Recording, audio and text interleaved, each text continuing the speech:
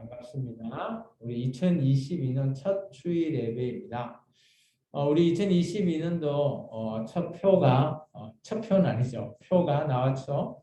성령의 열매를 맺는 교회.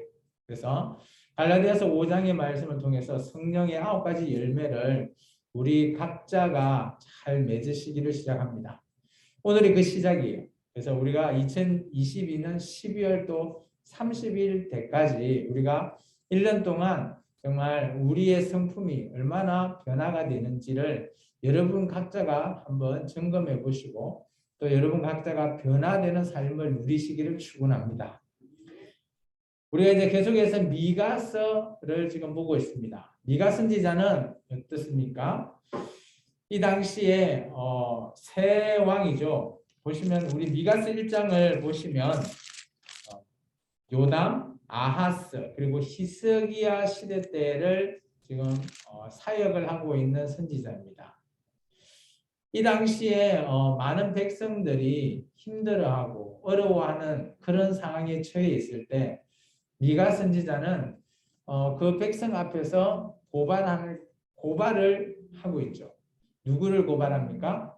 그 나라를 다스리는 통치자, 그 나라를 다스리는 종교 지도자, 그 나라를 다스리고 있는 정치인들을 향해서 백성들 앞에서 그들의 죄악상을 고발하고 있습니다.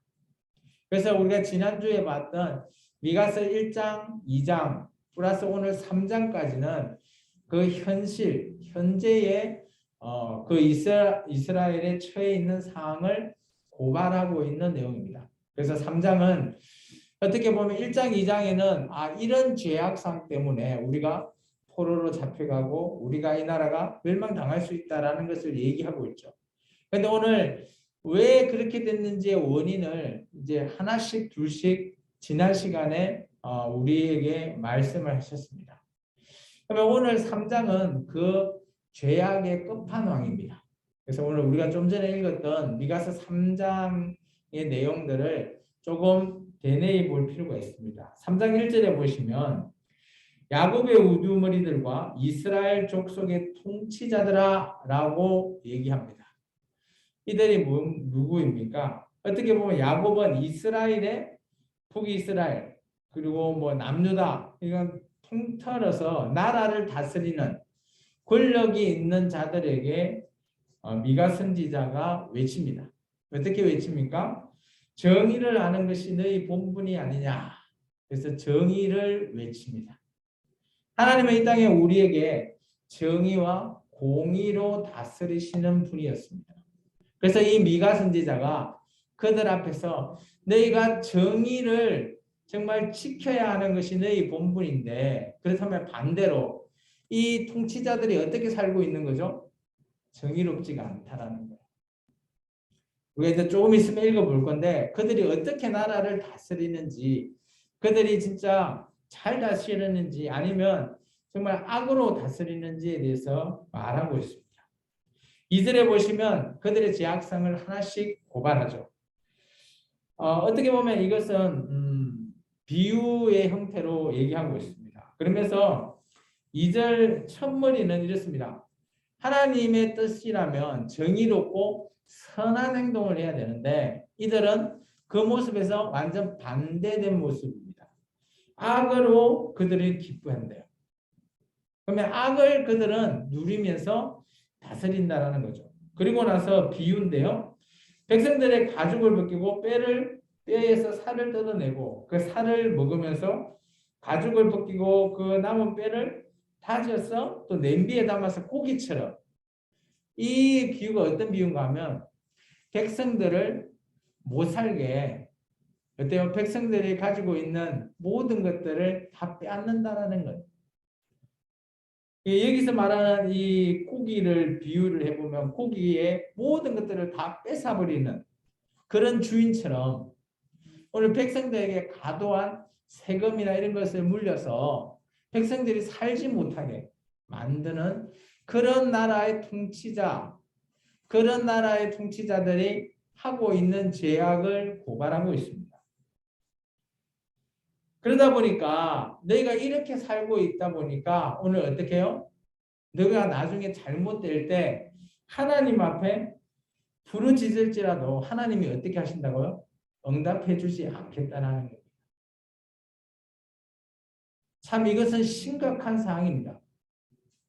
선지자가 외치는데 그 외치는 목소리에 어떻게 보면 나라를 그 나라에 우리가 백성들 입장에서 나라를 우리가 지금 우리나라 같으면 선거를 하잖아요. 내년에도 우리가 선거가 있습니다. 대통령 선거. 선거를 뽑아줬는데 그 선거에 당선된 사람이 자기 마음대로 그리고 이렇게 선으로 다스린 게 아니라 악으로 다스리고 국민들에게 세금을 쭉쭉 빼가지고 국민들을 못 살게 하는 거예요. 어떻게 될까요? 국민들 입장에서. 힘들 수밖에 없습니다. 그러면 어때요? 국민들이 하나님 앞에 얼마나 원한이 있으니까 막 기도하겠어요. 그 기도를 오늘 하나님이 들으시고, 근데 이제 반대로 그 나라를 다스렸던 사람이 만약 이제 어려워졌을 때 하나님께 기도할 때 그 기도를 하나님께서 막으시겠다라는 거예요. 여기서 우리는 뭐, 내가 나라를 다스리는 사람이 아니니까 나하고는 상관없겠지.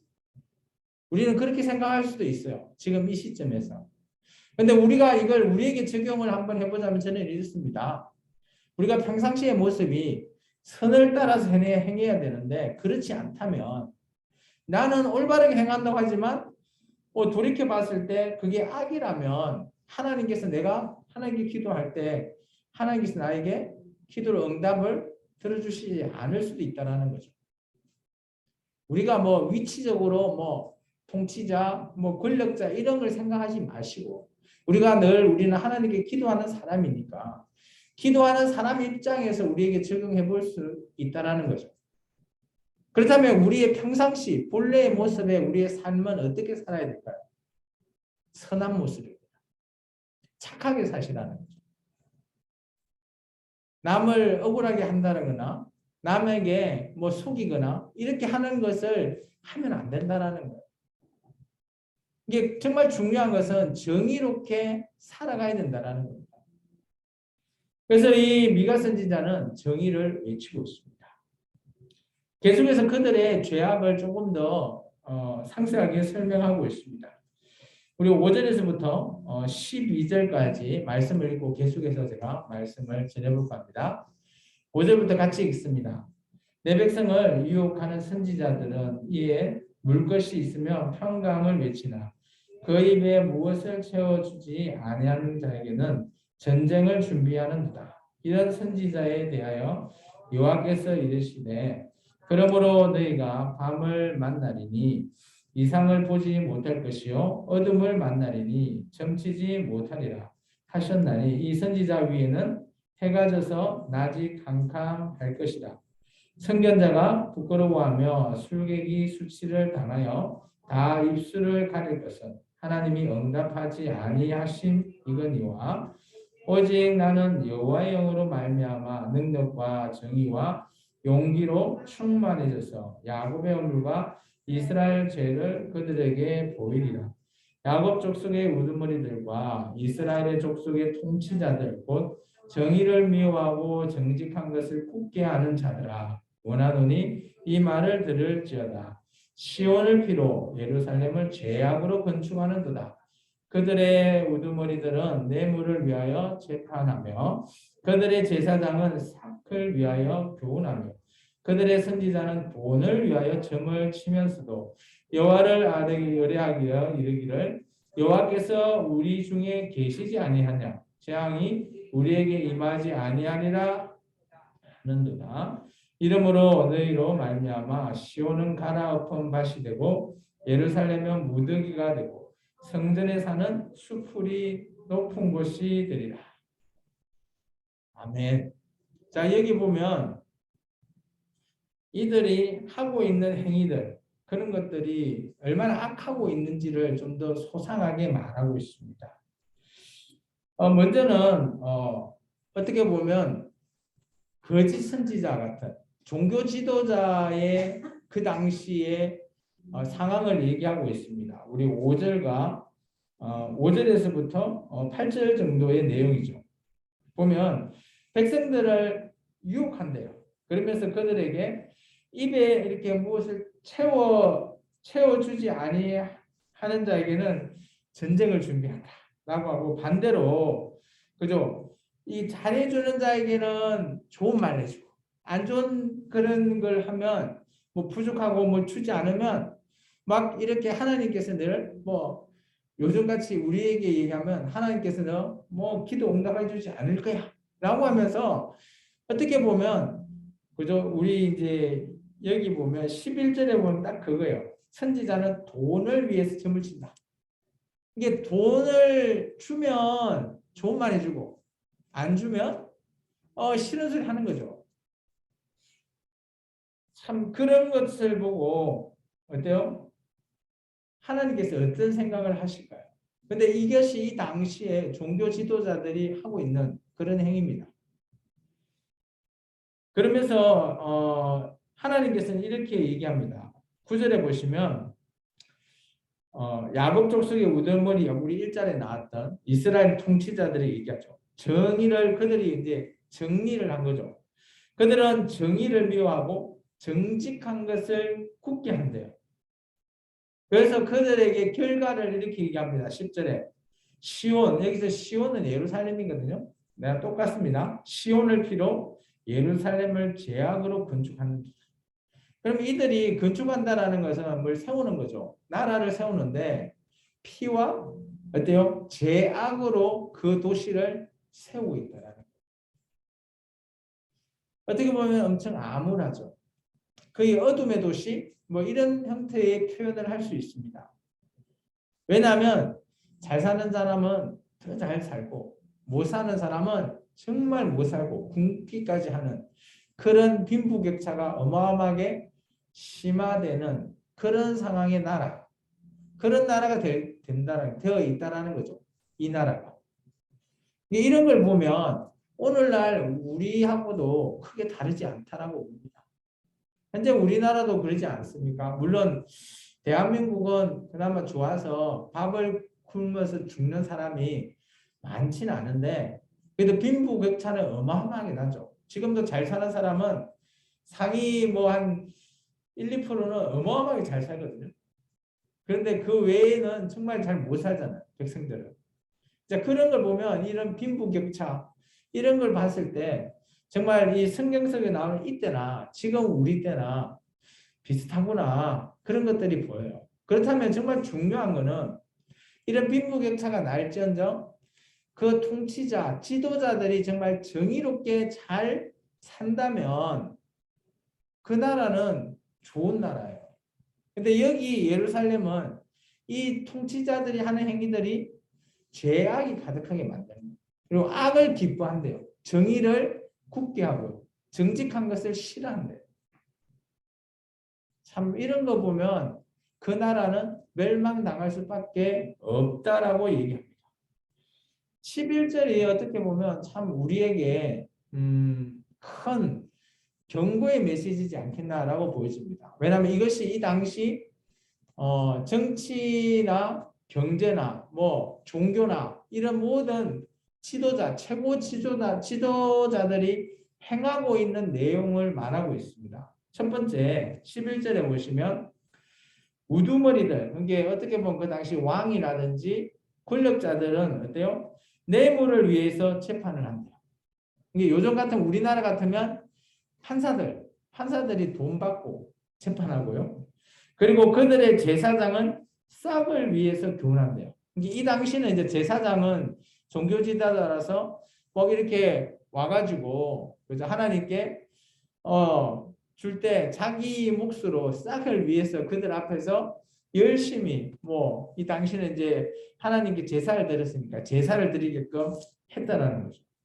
그리고 선지자들은 아까 얘기했지만 돈을 위해서 그들에게 또는 점을 친다라고 하죠. 어떻게 보면 그러면 그 당시 사람들에게는 어때요? 하나님은 이렇게 당신한테 해줄 거요 라고 하면서 돈을 많이 주면 좋은 말 해주고 안 그러면 싫은 소리 하고 뭐 그런 형태.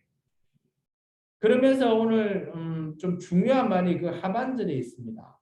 하반절에는 줄을 좀 끊으면 좋을 것 같아요.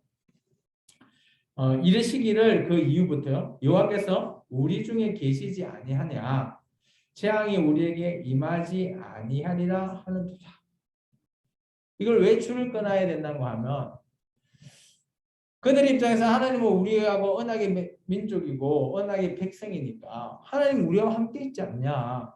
하나님은 절대 우리를 어때요? 여기서 말하는 재앙은 우리에게 임하지 않는다. 멸망당하지 않을 것이야. 라고 안심시킨다는 거예요. 그럼 백성들 입장에서는 그런 말을 듣고 안심하는 거죠. 그런데 그 결과는 어떻습니까? 멸망이라고 하는 포로로 잡혀가야 하는 그런 상황이 나올 수밖에 없다는 거죠. 그래서 오늘 12절의 결론은 이것입니다. 하나님께서는 시온을 갈아엎어 우리 밭을 우리가 이제 좀 3월달 정도 되면 그렇지 않아요?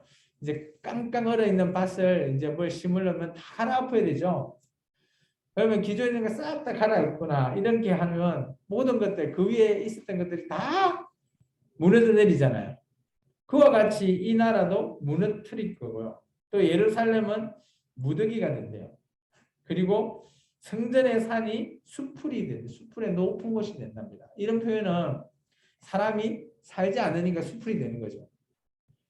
그래서 이 예루살렘의 멸망을 선포하는 선지자입니다. 우리가 이제 미가 선지자는 정의를 외치고 있어요.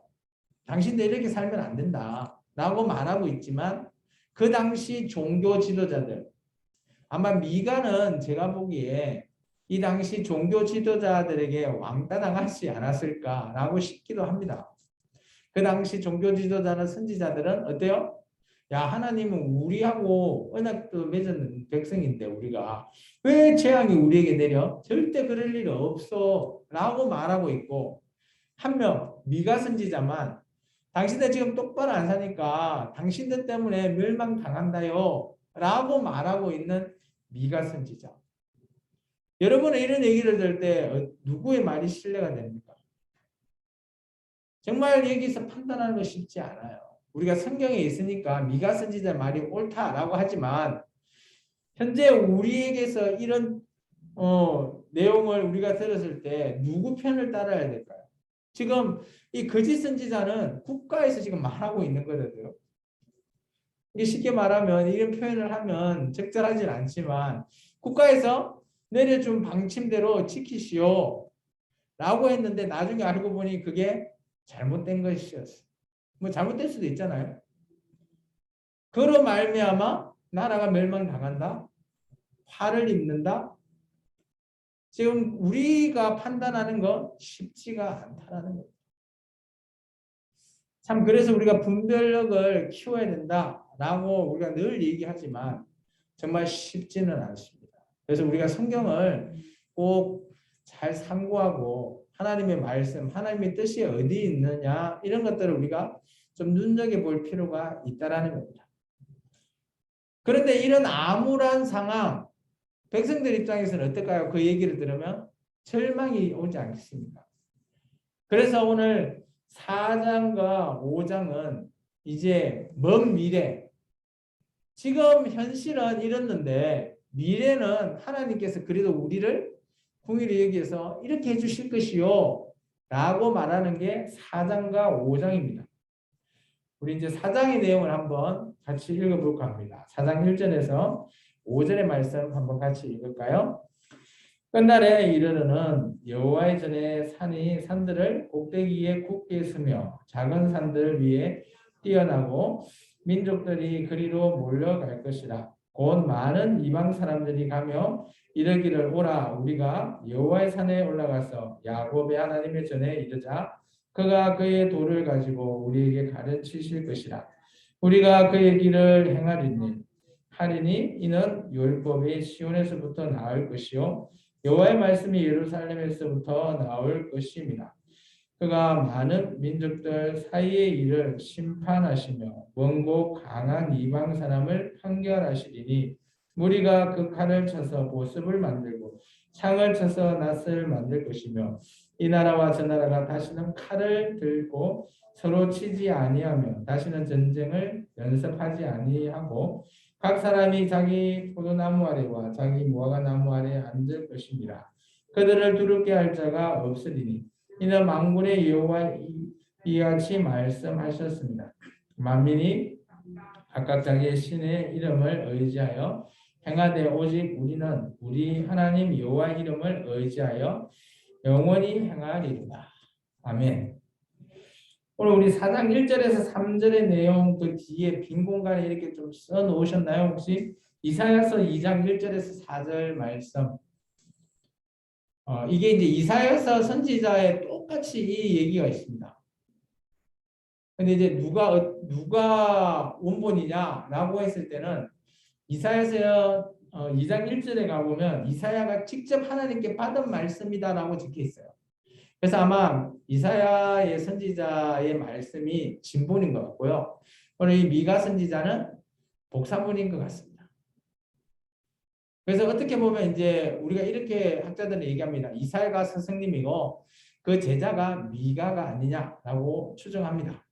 어쨌든 간에 이 4장 1절에서 3절의 내용, 이런 날은 언제냐? 뭐 전쟁도 없고 뭐 모든 하나님 앞에 예루살렘에 다 모이는 민족이 모여서 하는 그날이 언제가 될 것이냐라고 했을 때 아까 그 빈 공간에 이렇게 적어 놓으십시오. 그때가 바로 이 끝날에 이르르는 하고 4장 1절 나오잖아요. 이 날이 언제냐라고 했을 때 천년 왕국이라고 적어 놓으면 좋을 것 같아요. 지금도 아직까지 이 날은 오지 않았죠. 그래서 아마 이스라엘 민족도 이런 날을 기약했을 겁니다. 이 날은 천년 왕국 때나 가능하지 않을까 성경에서 보면 그렇게 짐작해 봅니다. 그날은 어떨까요? 4절에 보시면 자기 포도나무와 자기 무화과 나무 아래서 자기가 그것을 가꾼대요. 이건 평화거든요. 전쟁이 없어야지 가능하잖아요. 전쟁이 있는데 뭐 우리가 포도나무, 무화과나무 수확할 수 있나요? 없잖아요. 그래서 이런 날들이 평화를 상징하거든요. 이것을 이제 우리가 살롬이라 그러죠. 평화라고 얘기하고 있습니다. 그래서 이런 날이 올 것이라는 거죠. 그리고 계속해서 그렇다면 그 예루살렘, 지금은 이제 아까 3장 끝절에서 예루살렘이 멸망당한다 했는데 그런 예루살렘이 그럼 어떻게 될 것이냐 라는 거에 대해서 6절에서부터 13절까지 얘기하고 있습니다. 같이 한번 읽어보겠습니다. 여호와께서 말씀하시되 그날에는 내가 저는 자를 모으며 쫓겨난 자와 내가 환난 받게 한 자를 모아 칼을 저는 자는 남은 백성이 되게 하며 멀리 쫓겨났던 자들이 강한 나라가 되게 하고 나 여호와가 시온 산에서 이제부터 영원까지 그들을 다스리리라 하셨나니 너 양떼의 망대여 딸 시온의 산이여 이전 권능의 딸 예루살렘이 나라가 내게로 돌아오리라. 이제 내가 어찌하여 부르짖느냐 너희 중에 왕이 없어졌고 내 모사가 죽었으므로 내가 해산하는 여인처럼 고통함이냐. 딸 시온이여 해산하는 여인처럼 힘들어 나을지어다. 이제 내가 성읍에서 나가서 들에 거주하며 또 바벨론까지 이르러 거기에 구원을 얻으리니 여호와께서 거기서 너를 내 원수의 손에서 속량하여 내시리라. 이제 많은 이방 사람들이 모여서 너를 치며 이르기를 시온이 더럽게 되며 그것을 우리 눈으로 바라보기를 원하노라 하거니와 그들이 여호와의 뜻을 알지 못하며 그의 계획을 깨닫지 못할 것이라. 여호와께서 곡식단을 타작마당에 구원같이 그들을 모으셨나니 딸 시온이여 일어나서 칠지어다. 내가 내 뿔을 무쇠 같게 하며 내 굽을 녹 같게 하리니 내가 여러 백성을 쳐서 깨뜨릴 것이라. 내가 그들의 탈칠물을 구별하여 여호와께 드리며 그들의 재물을 온 땅에 춥게 돌리리라 하시더라. 아멘. 예루살렘을 얘기하고 있죠. 우리 6절에 그 뒤에 보면 그날에는 이라고 있죠. 그게 동그라미 쳐주셔야 돼요. 이게 미래적인 내용을 얘기하고 있습니다. 우리 4장 1절의 끝날에 일어날 그 끝날과요. 6절의 그날, 이 날은 언제가 될지 알 수 없어요. 먼 미래적인 날에는 이렇게 될 것이다 라는 걸 얘기하고 있습니다. 잘 보시면 저는 자를 모으고 쫓겨난 자를 그리고 환난 받는 자들을 모은대요. 발을 절고 있는 이런 남은 백성들, 이게 어떻게 보면 이런 표현이 뭔가 하면 그 예루살렘에서 쫓겨나서 살 수 없었던 그런 백성들을 모으겠다라는 거예요. 그래서 이제 여기서 말하는 그날이 아까 우리 4장 1절에서 말하고 있는 그날이냐 그것도 좀 다를 수 있어요. 그래서 이 6절에서부터 말하고 있는 이 날은 예루살렘이 회복되는 날이기 때문에 어때요? 바벨론 포로 이후에 그들이 귀환하잖아요. 그래서 아마 그런 날로 또 추정하고 있기도 합니다. 그래서 이제 보시면 남은 백성이라는 표현에 7절에 동그라미를 좀 치면 좋겠어요. 이 이후에 성경에 보면 남은 자 그리고 숨겨놓은 자 그런 남은 백성이라는 단어를 우리가 앞으로 좀 눈여겨 보셔야 됩니다. 왜냐하면 이 남유다가 멸망당하고 나서 실제 살아남는 자, 그 남은 백성, 나중에 보면 뭐 이런 그루트기 뭐 그런 표현을 다 남겨요. 선지자들마다. 이제 그런 남은 자가 누군가 하면 바벨론 포로로 잡혀간 자들을 가리킵니다. 그리고 나중에 다시 예루살렘으로 복귀하고 귀환하는 자를 가리키고 있죠. 그래서 8절에 보시면 그죠? 딸 시온산이 그리고 딸 예루살렘이 어때요? 돌아온다라는 표현이 되어 있죠. 예루살렘으로 돌아올 것이다라는 것을 말하고 있습니다. 그러면서 이제 두 가지 일을 미래적인 두 가지 일을 말하고 있습니다. 첫 번째는 뭔가 하면 10절 우리 하반절 보면 바벨론까지 이르러서 거기서 구원을 얻는다의 줄을 좀 끊을까요? 우리가 잘 알고 있지만 남유다가 멸망당하죠. 시드기야 왕 이후에. 그리고 그들이 바벨론 포로로 잡혀갑니다. 잡혀간 자는 살아남아요. 바벨론에. 그런데 예루살렘에 남은 자들은 어때요? 다 죽거든요. 그래서 어떻게 보면 여기서 말하는 구원, 바벨론에 이르러서 거기에 구원을 얻는 자들이 아까요? 남은 백성이라는 거예요. 7절에. 그래서 여기서 말하는 구원은 포로 된 자들을 가리킵니다. 여기에서 이제 나중에 우리가 또 다른 선지자를 볼 거예요. 나중에 이제 남유다가 멸망당할 때쯤 선지자 나오죠. 스바나스와 뭐 예레미야서 여러 선지자들을 볼 건데 거기에 이런 바벨론을 향해서 우리가 잡혀가자. 그래야지 우리가 구원을 받을 수 있다라는 표현들이 나옵니다. 그거는 이제 그때 가서 좀 더 자세히 알아보고요. 그리고 이제 두 번째 또 내용이 하나 나옵니다. 12절에 보면 12절에 그들이라고 나오죠. 여기서 그들은 누군가 하면 아수르입니다. 아수르. 지금 어때요? 히스기야 왕 때 아수르 군대가 예루살렘 성을 다 둘러서고 있었죠. 18만 5천 명. 기억나신가요? 우리가 이제 작년에 우리가 히스기야 왕을 먼저 봤습니다. 근데 18만 5천 명 둘러쌌을 때 어때요? 하나님께서 그죠? 그 히스기야의 기도를 들으시고 천사들을 시켜서 하루아침에 18만 5천 명을 다 죽여버리시잖아요. 그런 말을 지금 12절에 표현합니다. 그들 아수르는 하나님의 여호와의 뜻을 알지 못하고 그의 계획을 깨닫지 못했죠. 그래서 그들을 어때요? 우리 혹시 나이 드신 집사님들 아시나요? 밭에 타작할 때 요즘은 뭐 그 뭐요 그 탈곡기로 다 타작해 버렸어요. 상관이 없는데 옛날에는 막 배워가지고 막 이게 돌리는 걸로 이게 타작하잖아요. 그런 것처럼 곡식들을 다 모으는 겁니다. 그렇게 모으듯이 아수르 군대 18만 5천 명을 모았다라는 거예요. 그리고 나서 13절에 보면 딸 시온이 어떻게 보면 이제 남유다잖아요. 쳐내요. 그래서 하나님께서 대신 쳐줬지만 아수르 군대를 멸해버렸어요. 그리고 그 위기를 벗어났던 왕이 누구요? 히스기야. 또 이렇게 두 가지의 내용을 말하고 있습니다. 그래서 12절과 13절은 아수르 그 18만 5천 명이 죽고 나서 잠시 동안 남은 유다가 구원을 받았던 그날.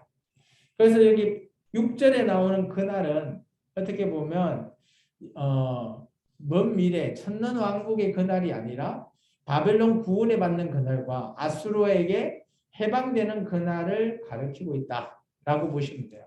그래서 성경을 우리가 이런 거 볼 때 좀 어려울 수밖에 없습니다. 왜냐하면 정확한 지점을 알지 못한다면 이 날이 언제일까 좀 애매하기 때문이죠. 어쨌든 간에 오늘 미가서 3장과 4장을 통해서 현실은 이렇지만 그래도 하나님께서 미가 선지자를 통해서 먼 미래적인 모습을 또 보여주는 거죠. 왜냐하면 그들에게 희망을 갖게 하기 위함, 소망을 갖기 위함이죠. 그래서 오늘 말씀을 한번 정리해 볼까 합니다. 지도자들에게 정말 정의가 필요합니다. 지금도 마찬가지라고 저는 봅니다. 그래서 여러분이 내년에, 올해죠?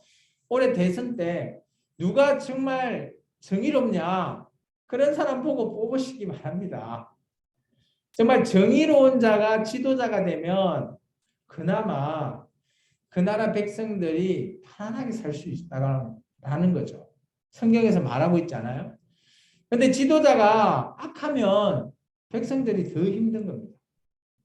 백성들의 삶이 더 궁핍해진다라는 거죠. 그래서 이 미가 선지자는 그 지도자를 향해서 정의를 외쳤다라는 겁니다. 제가 정리를 좀 해놔봤어요. 통치자들은 악과 불의를 원하고요. 그리고 재판장들은 뇌물을 원하고 제사장들은 싹스를 원하고요. 거짓 선지자들은 돈을 원한대. 딱 이거 적어놓고 나서 현재 우리나라를 한번 떠올려 보니까 이런 자들이 있다라고 생각이 듭니다. 없는 건 아니에요. 근데 이런 자들이 최고 권력의 지도자들이라면 좀 문제가 되지만 어디나 이런 자들은 있을 거라 봅니다. 근데 최고 나라를 다스리고 최고의 지도자에서 이런 자들이 나오지 않기를 여러분은 꼭 기도해 주시기 바랍니다. 왜냐하면 올해는 우리나라 대통령 선거 있잖아요. 그죠? 그래서 우리가 꼭 기도 필요합니다. 그리고 미가 선지자가 이런 힘들어하는 백성들을 위해서 먼 미래적인 모습을 보여주죠. 그게 이제 4장 1절에서 5절의 말씀이었는데 이 모습은 아마 천년 왕국 그 정도의 모습인 것 같고요. 그리고 나서 이제 6절 하반절은 현실이라고 적어놨지만 이 당시 선지자가 외치는 당시는 아니에요. 그 선지자가 외치는 당시에서도 좀 미래적인 모습. 그리고 이 모습은 우리 입장에서는 과거이기 때문에 그 모습을 우리가 알 수 있어요. 첫 번째는 바벨론 포로, 두 번째는 아수르의 멸망으로 말미암아 어때요? 그 나라들에게 소망을 주는 미가 선지자의 모습을 알 수 있다는 겁니다. 오늘 말씀 들어보니까 어떠세요? 뭐 말인지 잘 이해가 안 되시죠? 좀 어렵죠? 근데 정말 중요한 게 뭐라고요? 이 말씀 들을 때 내가 어떻게 분별해야 되나? 이게 참 중요하다라고 제가 아까 설명드렸어요. 나라에서 이렇게 따르시오 하는데 반대로 이거 아니다 라고 외치는 선지자가 있다면 여러분은 누구를 택하실 겁니까? 쉽지 않다라는 겁니다. 그래서 제가 마지막 팁, 힌트 저도 이게 쉽지 않다라고 봅니다. 우리가 분별하는 거 쉽지 않잖아요. 그래서 분별을 좀 잘 할 수 있는 방법이 없을까 제가 고민을 해봤는데 그래도 그나마 분별하기에 가장 적절한 기준이 있다는 거예요. 그 기준이 뭐라고요? 성경이라는 거죠. 그리고 성경을 그냥 우리식으로 받아들이면 오해도 할 수 있거든요. 그래서 성경의 원래 본래의 목적이 있잖아요. 오늘 미가 선지자가 우리에게 지금 외치는 메시지인가요? 아니라는 거예요. 오늘 미가 선지자는 이 당시 히스기야 이런 당시 때에 외쳤던 선지자라는 거죠. 근데 그때를 생각하고 그 목적을 우리가 정확하게 알고 있어야지만이 현재 우리에게 분별을 할 수 있는 능력을 받지 않을까.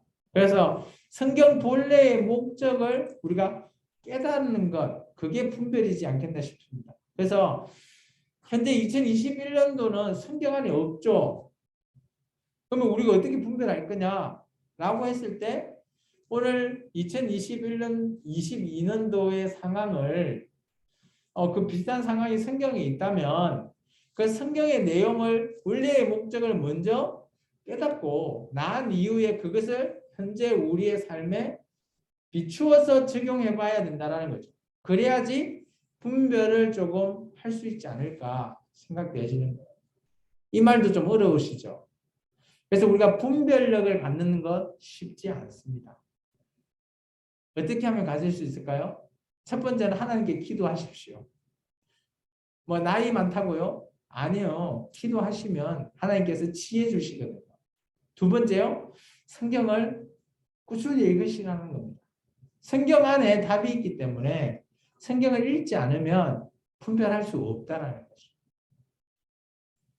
그래서 오늘 말씀은 이것으로 정리를 합니다. 그래서 참 어려운 말씀이고 제가 준비는 했지만 어떻게 전할까 고민도 많이 했어요.